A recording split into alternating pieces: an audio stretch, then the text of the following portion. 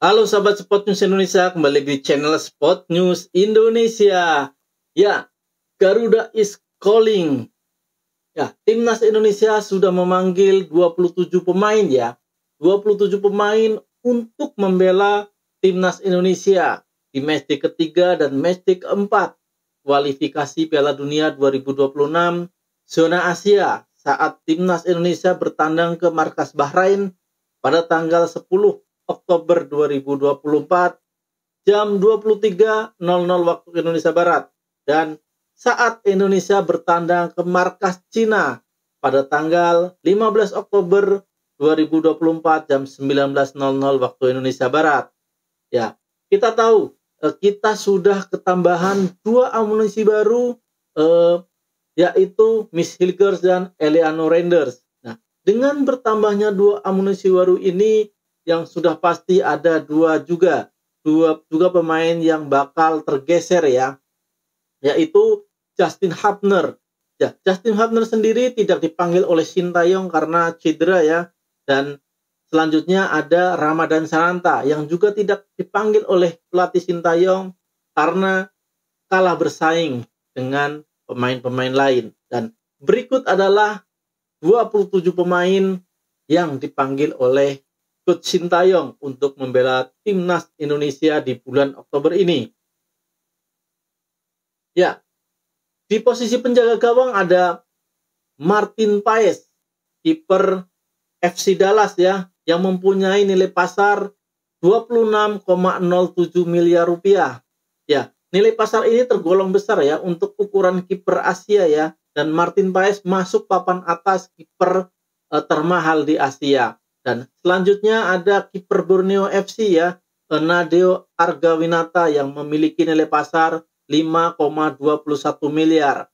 Dan yang selanjutnya ada Hernando Ari yang sebelumnya selalu menjadi pemain inti Timnas Indonesia sebelum kedatangan Martin Paes. Ya, Hernando Ari ini, kiper milik Persebaya ini, memiliki nilai pasar sebesar 4,35 miliar.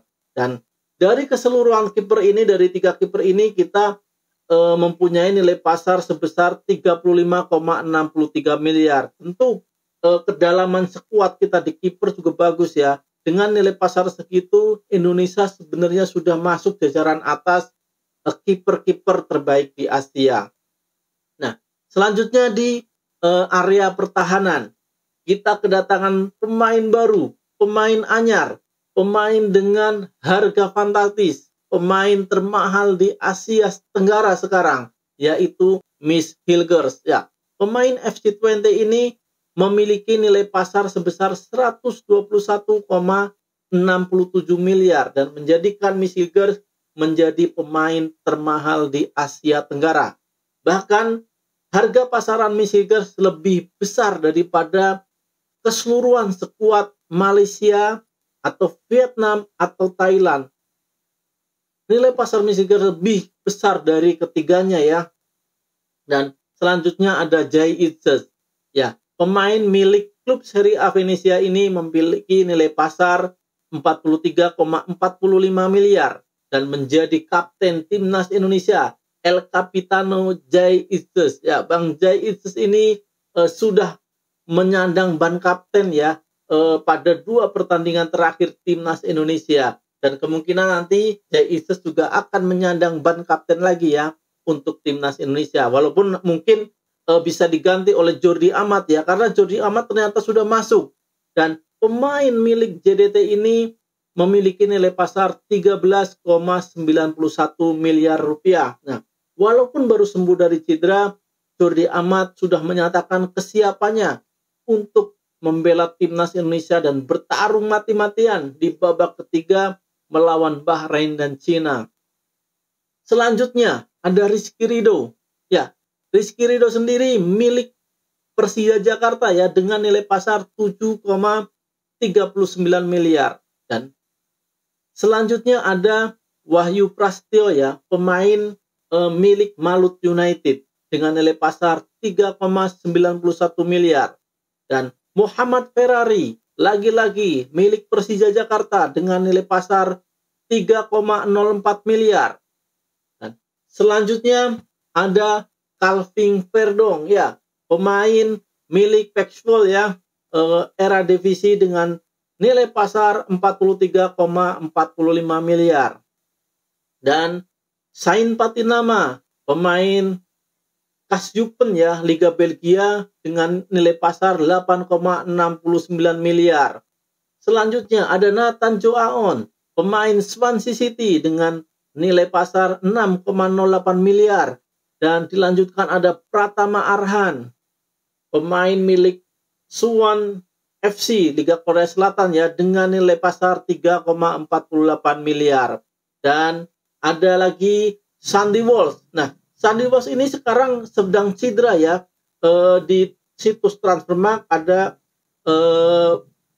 plus merah, ya, berarti dia menandakan sedang cedera. Tapi terakhir cedera dari Sandy Walsh ini hanya benturan ringan, ya, dan kemungkinan Sandy Walsh tetap bisa dipasang untuk membela timnas Indonesia saat melawan Bahrain dan Cina. Ya, pemain milik KV Mechelen ini mempunyai nilai pasar sebesar 22,60 miliar rupiah.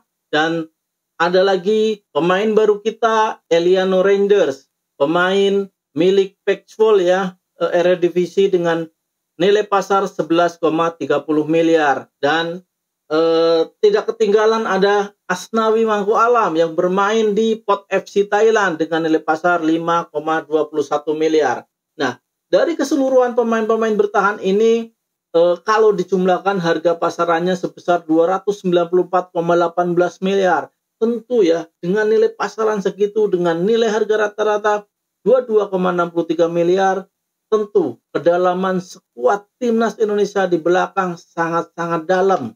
Apalagi kebanyakan pemain-pemain belakang kita multi posisi, ya, bisa ditarik ke depan ke gelandang bertahan, bisa ke sayap, bisa ke tengah. Dan itu sangat menguntungkan Coach Sintayong, ya, untuk meramu strategi yang jitu untuk mengalahkan Bahrain dan Cina.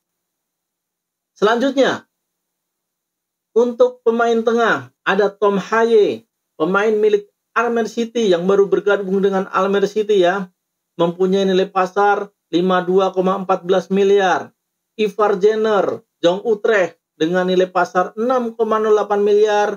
Ricky Kambuaya, pemain milik Dewa United dengan nilai pasar 4,78 miliar. Dan Marcelino Ferdinand, pemain Oxford United dengan nilai pasar 5,21 miliar.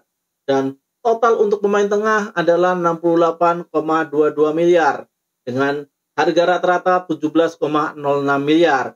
Dan selanjutnya di pemain depan.